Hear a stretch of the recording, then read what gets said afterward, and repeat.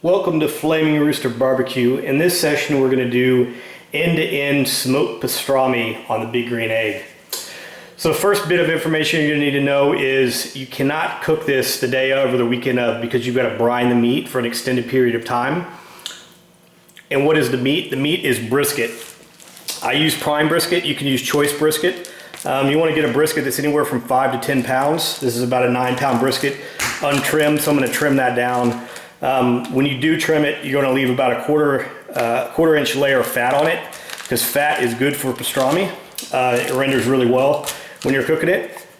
But the first step you've got to do is you've got to brine it, and you've got to brine it anywhere from 2 to 4 weeks. A lot of people will tell you you can do it from 3 to 5 days. You can.